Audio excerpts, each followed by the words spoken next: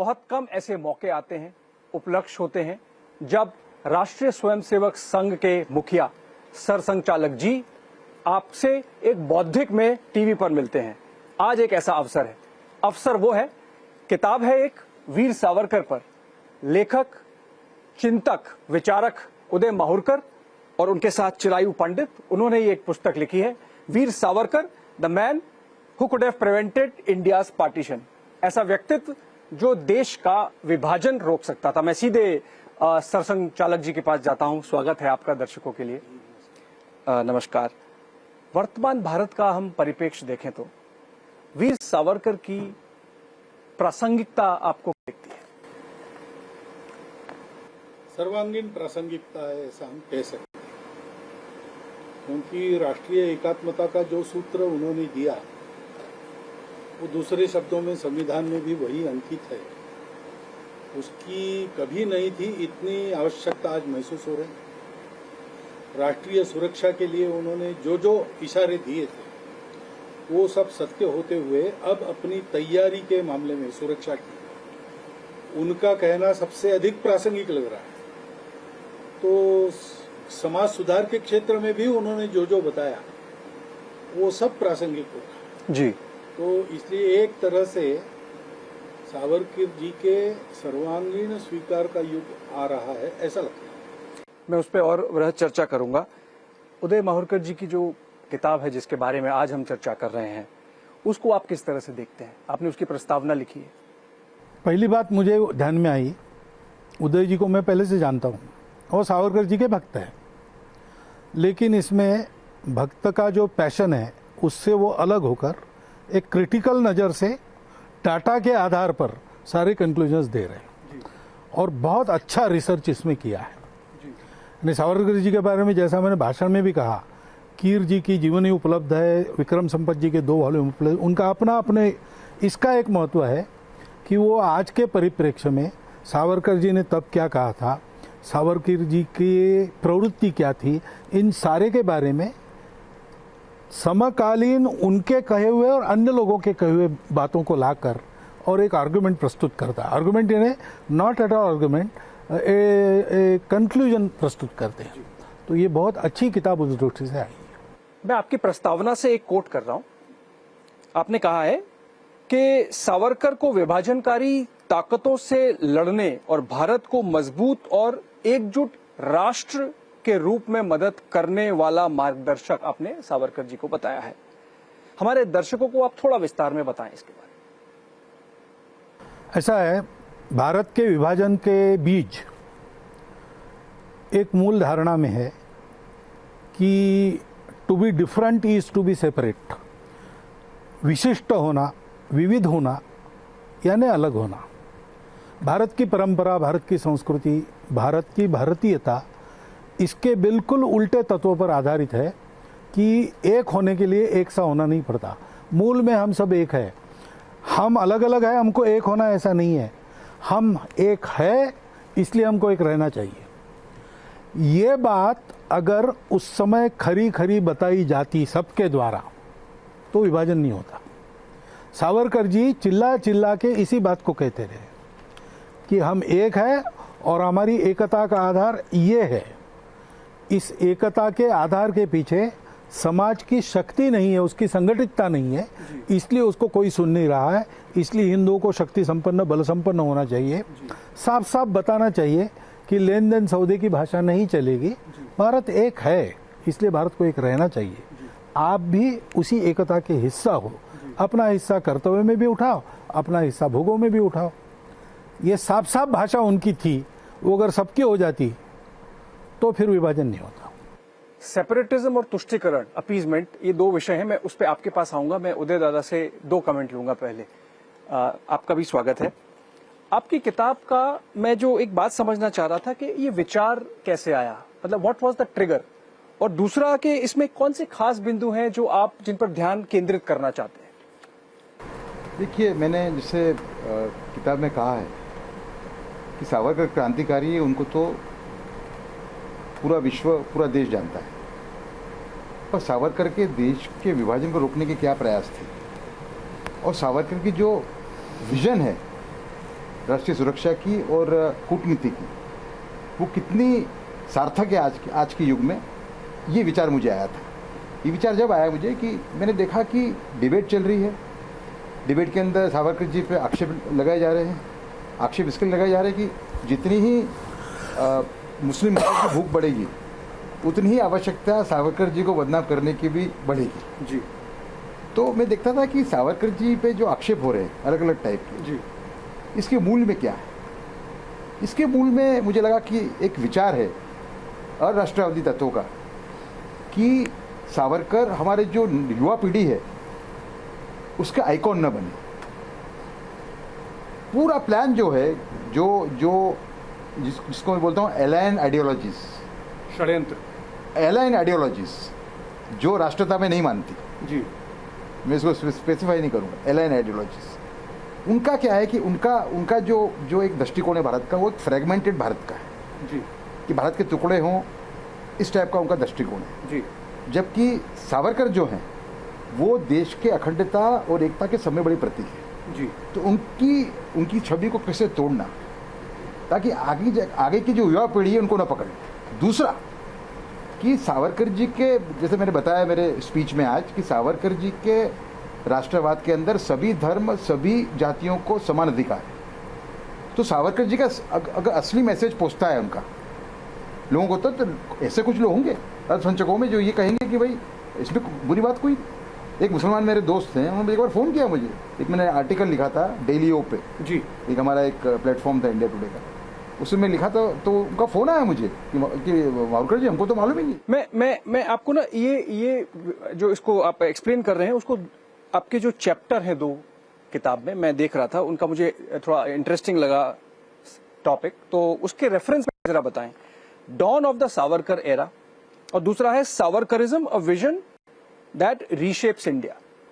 तो इन दोनों के कॉन्टेक्स्ट में मुझे जरा फिर से आप बताएं। Dawn of the Savarkar era हम उसको ऐसे देखते हैं कि 370 है, 370 को हटाना, it indicates dawn of the Savarkar era. Ram Mandir के रास्ते खोलना, it is dawn of the Savarkar era, क्योंकि मुस्लिम आक्रमणकारों ने हजारों लाखों टेंपल तोड़े। उसके सामने विभाजन होने के बाद, भारत के मुसलमानों को अलग देश देने के बाद भी हम हमारा राम का मंदिर, कृष्ण का मंदिर और काशी विश्वनाथ का मंदिर नहीं बना सकते। ये कैसी विडंबना है जी। तो हम इसको dawn of the Savarkar era बोलते हैं। और सावरकरिज्म विजन रीशेप्स इंडिया, उसके अंदर काफ़ी चीज़ें उसके अंदर, हमने उसमें सावरकर जी के विजन को रीइंटरप्रेट किया। जी जैसे हमने कहा है कि भारत में ऐसे कई रोड हैं जो मुस्लिम आक्रमणकारों के नाम पे हैं, जी ठीक है ना। तो ऐसे आक्रमण जिन्होंने भारत हिंदुओं पे और जो लोकल पॉपुलेशन पे अत्याचार किए थे, उनके नाम पे रोड क्यों होनी चाहिए? अकबर का हम मान सकते हैं, समझे ना। हम वाजिद अली शाह के नाम पे रोड उसको मान सकते हैं, जो लखनऊ के जो नवाब थे, ठीक है ना। तो हम खिलजी, तुगलक और खास करके लोधी के नाम पे हम क्यों तो हमने विजन ये दिए कि इन रोडों का नाम जो राष्ट्रभक्त मुस्लिम हो गए उनके नाम पे देना चाहिए। तो ये एक विजन को हमने, सावरकर जी के विजन को हमने, राष्ट्रीय सुरक्षा की और राष्ट्र की विजन को हमने एक तरीके से रीइंटरप्रेट किया। मैं उस विषय पे फिर से आऊंगा। आपने एक वो अलाइड इंटरेस्ट की बात की सरसंघ चालक जी, हिंदुत्व के खिलाफ उदय दादा ने नाम नहीं लिया, पर एक षड्यंत्र जैसा दिखता है, एक माहौल बनाया गया सावरकर जी को एक माध्यम बना के कि कोई भी हिंदुत्व के बारे में बात करे, प्रचार करे, और एक खास धड़ा है जिसको ये उदय दादा अलाइड इंटरेस्ट कह रहे थे। मैं समझता हूँ वामपंथ का बहुत वर्चस्व रहा है, एक दुष्प्रचार शुरू हो जाता है। आप उसको कैसे देखते हैं? स्वाभाविक बात है, क्योंकि तोड़ो और राज करो, ये नीति अंग्रेजों की थी, आज भी चलती है। राजनीति में बांट के ही करना पड़ता है। तो जिनके इंटरेस्ट है, स्वार्थ है, और जिनको भारत खड़ा होना नहीं चाहिए उनको भी भारत बटा रहना चाहिए, इसकी आवश्यकता है। तो जोड़ने वाली बात को दबा देना, जोड़ने वाली बात को बदनाम करना, जोड़ने वालों को विलन बनाना, ये एक इंटेलेक्चुअल टैक्टिक पहले से चली है। अंग्रेजों ने भी वही किया, उन्होंने सॉफिस्टिकेटेड वे में किया, क्योंकि उनको चुनाव वगैरह लड़ने नहीं थे। उन्होंने पाठ्यक्रम बदले, उन्होंने रिसर्च अलग तरह से करवाए। तो अभी उसका पब्लिक मैलाइनमेंट भी इसी के कारण चलता है कि लोगों के मन में भ्रम उत्पन्न हो जाए और हमारी एकता का जो सूत्र है उसको छोड़ दें, तो भारत बटा रहेगा। और राजनीतिक या अन्य स्वार्थ, देश के अंदर भी लोग हैं, देश के बाहर भी लोग हैं, उनको ये चाहिए। आपने कहा कि ये पहले से हुआ है, स्वतंत्रता संग्राम के समय से हुआ है। एक चीज मेरे ध्यान में आती है कि हम जो पाठ्यक्रम की आपने चर्चा करी, पाठ्यक्रम में जब देखते हैं तो एक वॉइड दिखता है कि जो राइट विंग जिसे कहते हैं, हमारा जो हिंदुत्व का एक हिस्सा है, दक्षिणपंथी जो विचारधारा है, वो बहुत दिखती नहीं है। सावरकर को एक वो निमित्त बना के हिंदुत्व को या उसका जो कंट्रीब्यूशन रहा स्वतंत्रता संग्राम में, उसको बिल्कुल वो साफ कर देते हैं। फैक्ट्स बाहर आएगी तो ऐसा नहीं होगा ना। कुछ थे ऐसे जो दक्षिणपंथी थे और स्वतंत्रता संग्राम में? दक्षिण पंथ वगैरह सारा ये बहुत बाद में आया है जी यानी ये परिभाषा ही बाहर से आई है। जी। तो राइट और लेफ्ट क्या होता है, वहाँ संसद में राइट और लेफ्ट कौन बोलते थे वैसा, और लेफ्ट में कम्युनिस्ट होते थे, इसलिए कम्युनिस्ट यहाँ लेफ्टिस्ट हो गए, वरना लेफ्ट और राइट का मतलब क्या है, ये परिभाषा ही अलायन है। हमारे यहाँ पर स्वतंत्रता संग्राम में सब लोगों ने भाग लिया है। मुझे पता है सांगली में एक थे, उनको काम दिया था हमारे प्रांत संघ चालक जी ने, वसंत दादा पाटिल जेल तोड़ के बाहर आएंगे 1942 में, उनको कंधे पर लेके सुरक्षित विश्राम बाग स्टेशन पर पहुंचाना, तो जंगल के रास्ते कंधे पर लेकर दौड़कर चले गए। उनको मैं 4 बार मिला हूं। मुझे पता है चिमूर आष्टी जो महाराष्ट्र में सुप्रसिद्ध कांड हुए, तो दोनों जगह स्वयंसेवक पकड़े गए। चिमूर में एक स्वयंसेवक गोलीबारी में शहीद हो गया और फांसी के तख्ते तक गए, प्रयास करके वो लौट गए। एक general amnesty second world war के बाद जो हुई उसमें वो सब लोग छोड़ गए। अन्य भी लोग थे लेकिन हमारे स्वयंसेवक भी थे। और ब्रिटिश कलेक्टर्स के उस समय के रिपोर्ट्स है जी। वो कहते हैं कि अभी ये लोग प्रकट तौर से कुछ दिखाते नहीं है, लेकिन ये जब बड़े हो जाएंगे, संघ के बारे में डिटेल सर्वे अंग्रेजों का, कितनी शाखाएं हैं, कहाँ कहाँ शाखाएं हैं, एक शाखा में यूनिफॉर्म वाले स्वयंसेवक कितने हैं, कौन कौन आया, क्या बोला उसने भाषण में, पूरा उन पे पूरा। उसके आधार पर हर जिले का कलेक्टर कहता है आज ये शांत दिखते हैं, ये थोड़े बड़े हो जाएंगे ना तो ये हमारे लिए संकट खड़ा कर देंगे। अब ये उनका भी ऑब्जर्वेशन है। तो डॉक्टर हेडगेवार स्वयं स्वतंत्रता संग्राम में से ही आए। पाठ्यक्रम में नहीं दिखता है। नहीं दिखता है तो क्या करेंगे, पाठ्यक्रम बदलना पड़ेगा। जी, मैं माहुरकर दादा से एक प्रश्न लेता हूं। आपकी जो प्रीफेस आपने लिखा किताब के प्रस्तावना, उसमें आपने ऐसा चर्चा किया है कि ये हेगियोग्राफी नहीं है, बहुत ही प्रेज नहीं है। सरसंघ चालक जी ने भी इसका मेंशन किया कि आपने बहुत पैशन से लिखा है, बट फिर पैशन के साथ डिस्पैशनेट भी हुए हैं। तो आप थोड़ा अपना आकलन बताएं कि आप जब कहते हैं कि इट्स नॉट ए हेगियोग्राफी, आप उसका व्हाट डू यू मीन? पहली बात तो मैं जो थिंकिंग है उसके बारे में कमेंट करूंगा कि मैं वीर सावरकर का जो नेशन फर्स्ट है उसको पूरी तरीके से उसको फॉलो करने का प्रयत्न करूँ। मैंने जब इस किताब का रिसर्च किया, मेरे और मेरे सह लेखक चिरायु पंडित ने, तो हम दंग रह गए कि अगर जवाहरलाल नेहरू ने भी जो अच्छे स्टेप्स लिए राष्ट्रीय सुरक्षा के लिए, तो वीर सावरकर जी ने उसको भी वेलकम किया जी। तो उस आधार पे मैंने एक सावरकर के नेशन फर्स्ट के आधार पे किताब लिखी है हम लोगों ने जी। और हमने बड़ा चर्चा की हम दोनों लेखकों ने कि भाई इसमें अपने को ऐसा नहीं दिखना चाहिए हेगियोग्राफी है। तो हमने जैसे कि एक हम सब सेक्शन है किताब का, वो गांधी जी और सावरकर जी की कुछ जो विचार है उनको कंपेयर करते हुए जी। तो हमने उसमें कहा है कि जैसे कि इकोनॉमिक पॉलिसीज हैं, तो हमने कहा है कि गांधी जी का जो इकोनॉमिक थिंकिंग था वो सुपीरियर था, और सावरकर जी का जो इकोनॉमिक थिंकिंग है वो एक मॉडर्न इकोनॉमिक थिंकिंग है जो आजकल फॉलो हो रहा है जी। उसको आप नेहरूवियन भी बोल सकते हो, इकोनॉमिक थिंकिंग। जी जी, आप समझे ना। तो ये इस टाइप के हमने मूल्यांकन किए हुए हैं सावरकर जी के, और अगर जो गलतियां उनकी थी तो उस पर भी हमने प्रकाश डाला है।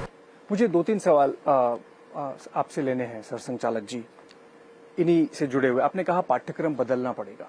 हम पिछले 7 दशक में जो हमारे स्वतंत्रता के निकले हैं, हमने देखा, जिसकी एक फलश्रुति हमने जवाहरलाल नेहरू यूनिवर्सिटी में देखी कुछ साल पहले, कि एक विचार विशेष का प्रभुत्व रहा है, वामपंथ कहें या उसके अलाइड इंटरेस्ट, जैसा उदय दादा ने कहा। ये बुद्धिजीवियों में तो दिखाई ही है। तो उसका प्रभाव जो है, जो बाहर से आया था, वो मूल विचार जो बाहर से आया था, उसकी और जो यहाँ का मूल विचार है, उसकी जो जद्दोजहद चली है, आज हम उसको किस पड़ाव पे देखते हैं और कब हम देख पाएंगे कि जो मूल विचार है वो बाहर के विचार को उस पर विजय पाए? थोड़ा समय लगेगा, लेकिन एक तो सत्य का उदय नित्य होता है। लोग वो गोबेल्स का कोटेशन देते हैं, 100 बार झूठ बोलो तो वो सत्य बन जाता है। हमारे देश में कोटेशन सत्यमेव जयते ये है, और यहाँ सबका सत्य उजागर इतिहास में हुआ है, वर्तमान में भी हो रहा है, आगे भी होगा। लेकिन अब ये जितने प्रयास पूर्वक सन 1860 से किया गया, 1860 से आप ये मानिए कि 2014 तक उसी का पुरस्कार था, तो कितने साल हो गए? 140 या ज़्यादा भी।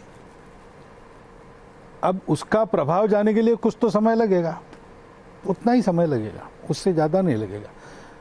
ये किसी को करना पड़ेगा ऐसा नहीं है, सत्य उजागर होता ही है।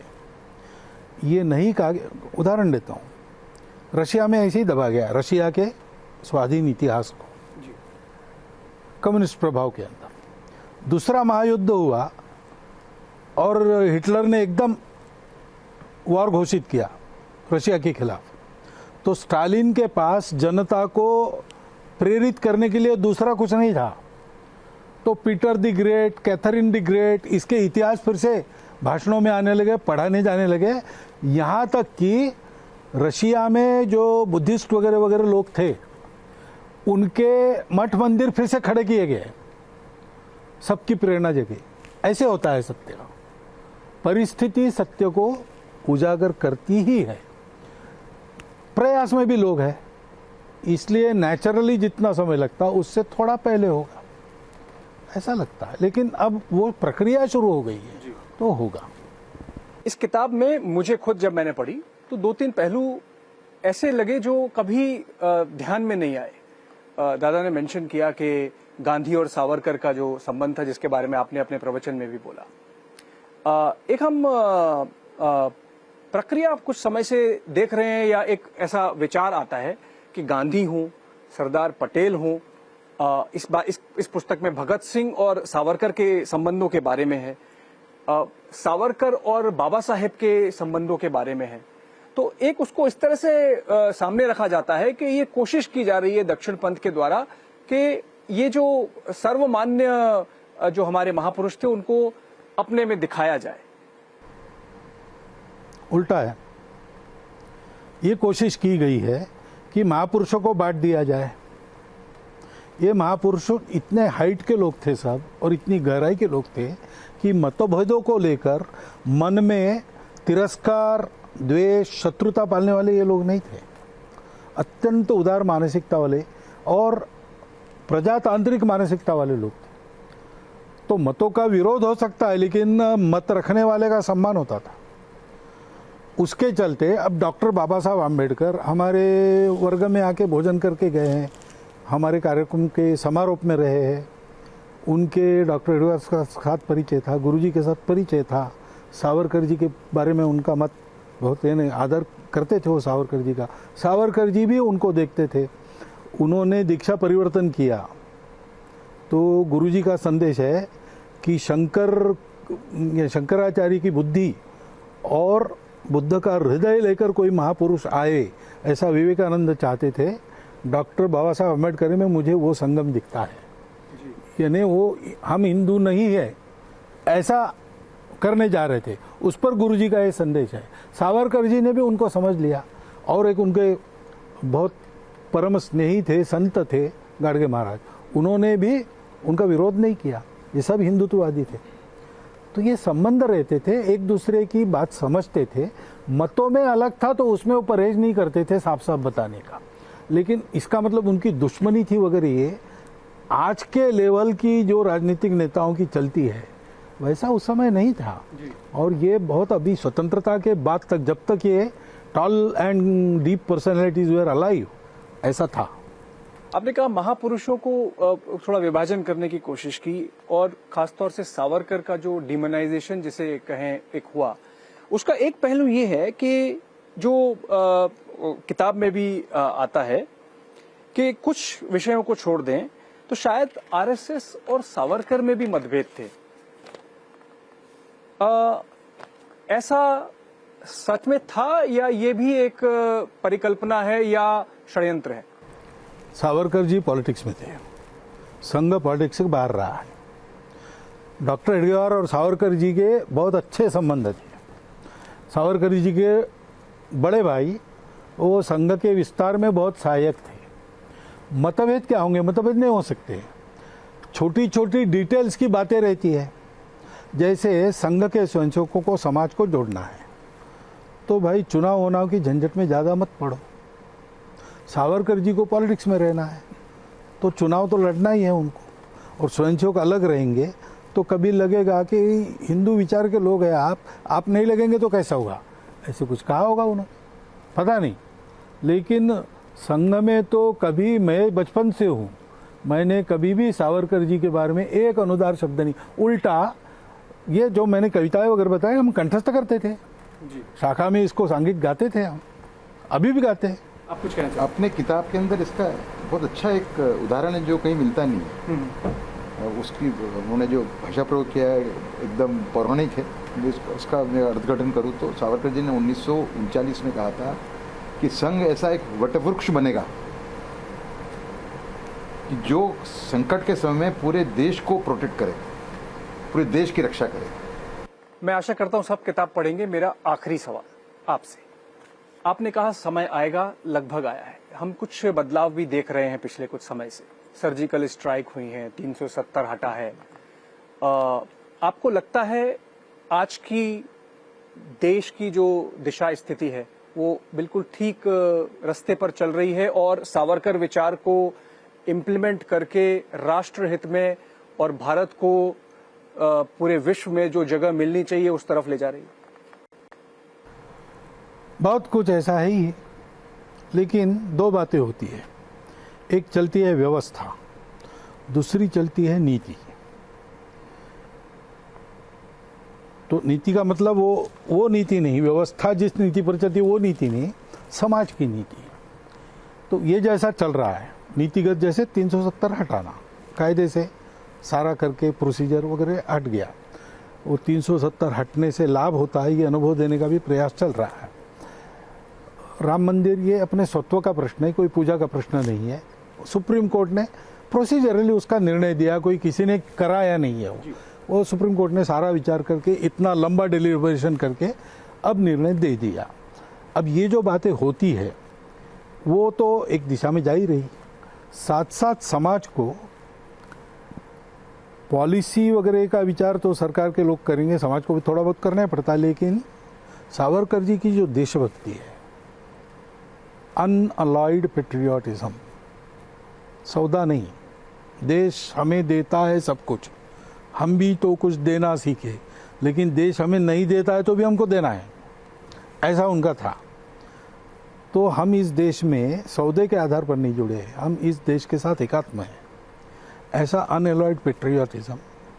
और इस विचार के साथ जीने में कष्ट आता है तो किसी भी हद तक जाकर उसको सहन करेंगे, किसी भी हद तक जाकर त्याग करेंगे, ये तैयारी इसको भी बढ़ाना पड़ेगा। और आनंद की बात है कि ये व्यवस्था में जैसा हो रहा है, सरकार की नीति में जैसा हो रहा है, वैसे समाज के नीति में भी ये बातें धीरे धीरे लाने का बहुत बड़ा प्रयास बहुत सारे लोग कर रहे हैं।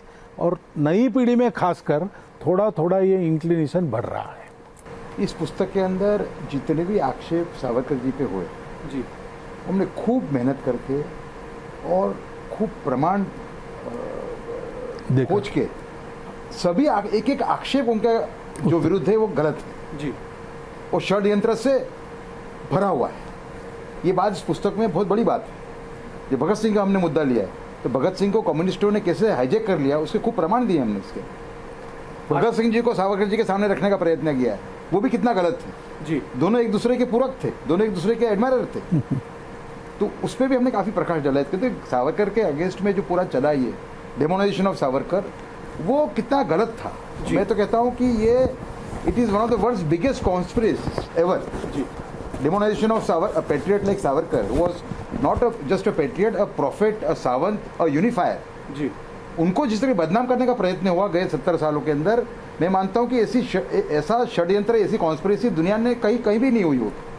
आशा करते हैं कि ये षड्यंत्र का पर्दाफाश होगा इस किताब से, और देश की जो खासतौर से युवा पीढ़ी है वो इससे जो संदेश लेना चाहिए सावरकर और गांधी के बारे में, सावरकर और भगत सिंह के बारे में, सावरकर और अंबेडकर के बारे में, वो लेंगे। धन्यवाद।